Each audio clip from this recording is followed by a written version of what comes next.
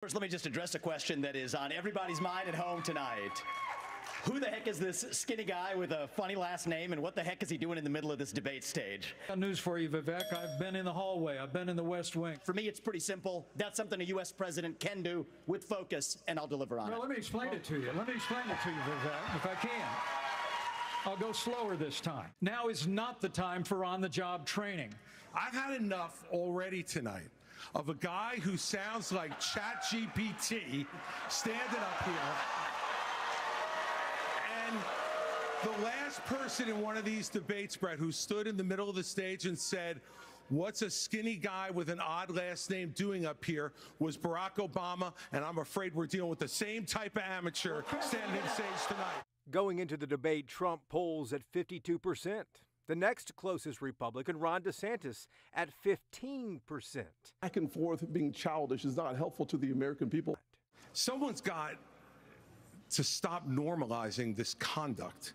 We have to look at the fact that 3/4 of Americans don't want a rematch between Trump and Biden. I'm the only person on the stage who isn't bought and paid for, so I can say this. The climate change agenda is a hoax. The climate change agenda is a hoax, and we have to declare independence for it. And the reality is, the anti-carbon agenda is the wet blanket on our economy.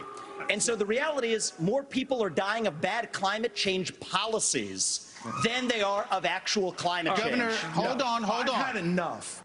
The President of the United States has got to use all available powers as Commander-in-Chief to protect our country and to protect the people. So when they're coming across, yes, we're going to use lethal force. Yes, we reserve the right to operate. How many more tens of thousands are we going to let to die? And we will partner with the Mexican military, and we will hunt down and destroy the cartels that are claiming lives in the United States of America. Okay, thank you. And over a year ago, I said that Donald Trump was morally disqualified from being president again as a result of what happened on January 6th. I trust the American people. Let them vote. Let them decide. But what they will tell you is that it is time for a new generational conservative leader. I just felt it would be more appropriate not to do the debate. I don't think it's right to do it. If you're leading by 50, 60, I have one problem leading by 70 points, and I'm saying, why am I doing it? And I'm going to have 8 people, 10 people, whoever made the debate, I don't know how many it is, but I'm going to have all these people screaming at me, shouting questions at me, all of which I love answering, I love doing, but it doesn't make sense to do them. So I've taken a pass. The reality is, you have a bunch of people, professional politicians, super PAC puppets, following slogans handed over to them by their 400-page super PACs last week. The real choice we face in this primary is this. Do you want a super PAC puppet, or do you want a patriot who speaks the truth? I mean, look, Joe Biden has weakened this country at home and abroad. Now is not the time for on-the-job training. We don't need to bring in a rookie. We don't need to bring in people without experience. We need to bring Decline.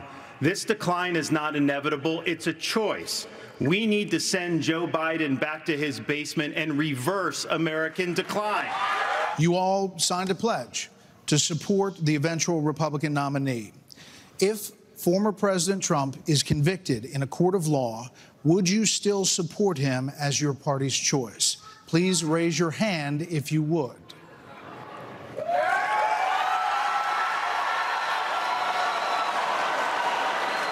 Raise your hand if you do. Look, we're not school children. Let's have the debate. I mean, I'm happy to take it to start. Alexander, as somebody that's handled disasters in Florida, you got to be activated. You've got to be there. You've got to be present. This is exactly why Margaret Thatcher said, if you want something said, ask a man. If you want something done, ask a woman.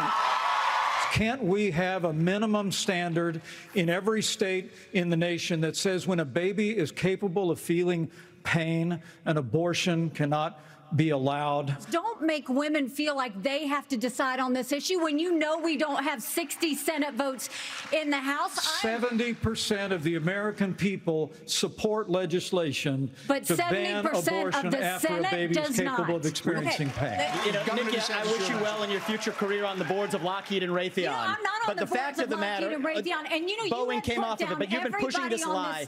You've been pushing this lie all week, Nikki. You want to go and defund Israel? You want to give address on to that. China? I'm glad you Do brought that wanna up. go and give I'm going to Ukraine address Russia? each of those right now. This is the false lies of a professional politician. There you have it. Under your watch, So the you will reality make America less safe. You have no foreign policy experience, and it shows. And you know what? The foreign policy experience that The most pressing need of the American people from a national security standpoint is our southern border. It has led to the death of 70,000 Americans because of fentanyl. When after 9/11, we had the global war on terror, and guess what?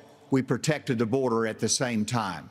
You can do both. But the American people deserve to know that the president asked me in his request that I reject or return votes unilaterally, power that no vice president in American history had ever exercised or taken.